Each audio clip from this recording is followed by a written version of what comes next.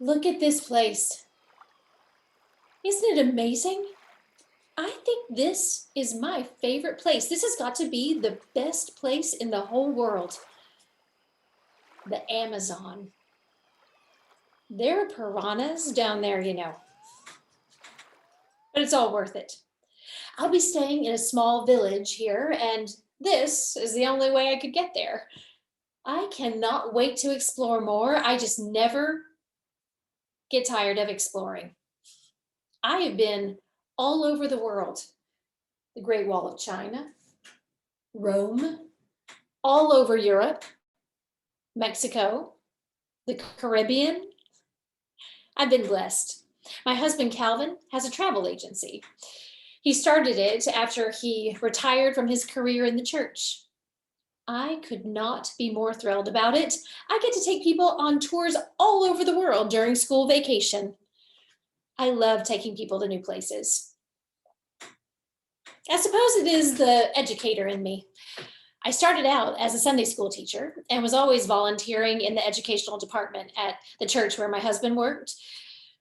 I began taking classes here and there, and slowly I was building up my course load so that by the time we moved to Arizona, we had to move there because of Calvin's health, his lungs. We were living in Los Angeles at the time, and the doctor told us, "You have got to get out of the LA smog." So we packed up our bags and moved to the beautiful Arizona desert. Look at my turquoise. It's my birthstone. Calvin was regular at the trading post. He got some really good deals. He was a marvelous photographer, too. We met in high school back in Amarillo. Now, I am not originally from Texas. I was born in Wagner, South Dakota. My father passed when I was 7, and when the Great Depression came, we did not have income. So my mother drove us to Texas to be near my husband, my father's brother and his family. It was hard for my mother to find work. She had a heavy German accent, but we didn't pay attention to her hardships. We were too preoccupied playing with cousins and friends. When I got older, I became very social. I dated a lot in high school and in college when I was a student at West Texas A&M in Canyon. I had such a crush on my Spanish teacher. He said I was his best student, but I eventually settled on Calvin. I got myself a theology major, and he got himself the most beautiful girl on campus. It's true, I received that honor. There's a big full-page portrait in the yearbook that year. Anyway, Calvin and I married in 1942, just a few months after the attack on Pearl Harbor. After we got married, Calvin enlisted in the Navy, and for the next 10 years, our lives were more or less ruled by military action. When our family moved to Arizona for Calvin's health, I was finally able to finish my degree at Arizona State University. Once I graduated, I became a substitute teacher. Then I became a full-time teacher, and I just kept going. As my children, Jan and Jay, got older, I continued with school, ultimately getting my EDD. I became a principal, then a reading specialist. Before retiring, I was an administrator at the district level. I used to go to a lot of conferences. I was asked to speak all over the country and abroad. But I stopped when Calvin became ill. Alzheimer's. I took care of him. Jan was living in California and Jay was in Georgia.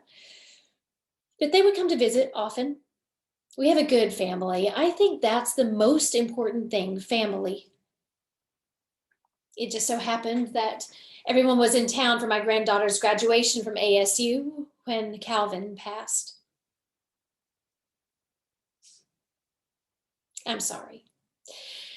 It was hard. We were married for 61 years. I struggled.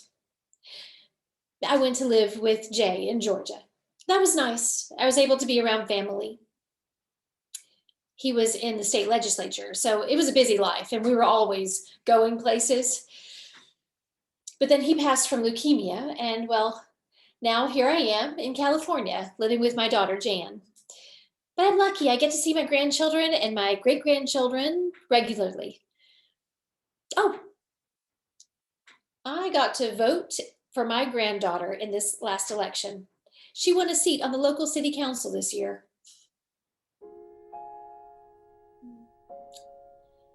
I love the piano.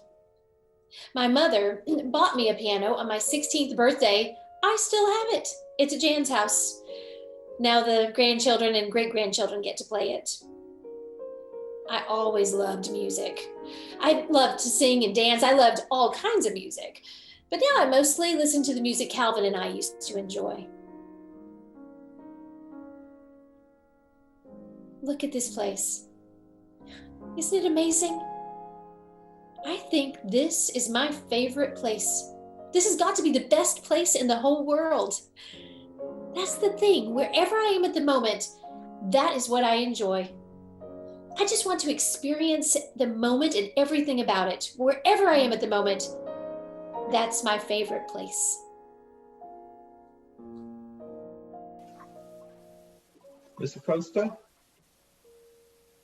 Yes, thank you very much. This has been a very busy week. Last meeting, I attended the NCTD board meeting as the alternate.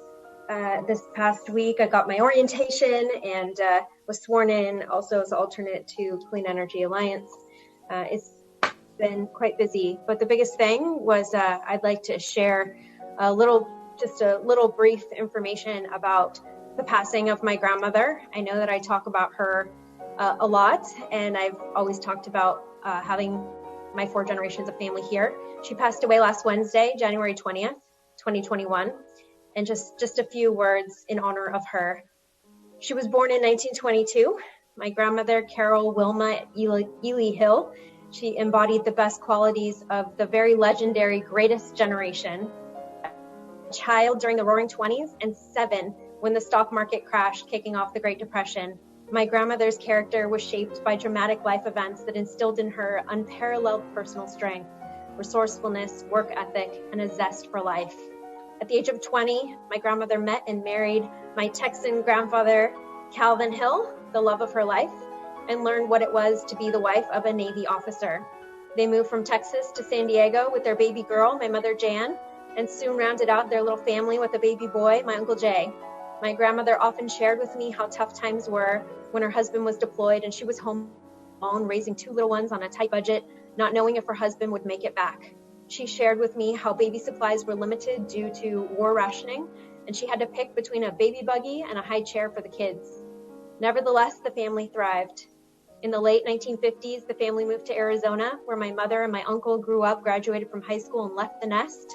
And my grandmother returned to work and school in her 60s, earning her doctorate in education from Arizona State University. My grandmother definitely showed me by example that it is never too late to set a big goal and achieve it. My grandparents were lovers of history, nature, and culture. Whenever the grandchildren visited, they always had stacks of National Geographic magazines for us to read in front of their big windows overlooking the beautiful Superstition Mountains in southern Arizona. They positioned a small pond near the windows too, so at dusk we could see the quail, deer, javelina, and various exotic desert creatures. I'll tell you about it sometime. They loved the Southwest, but they also traveled the world, regaling us with stories of Rome and the pyramids, Machu Picchu, and the Great Wall of China. My grandfather left us in 2003, having become dependent on others due to Alzheimer's. And my grandmother forged on, chronicling their stories, memoirs, and life lessons for the grandchildren.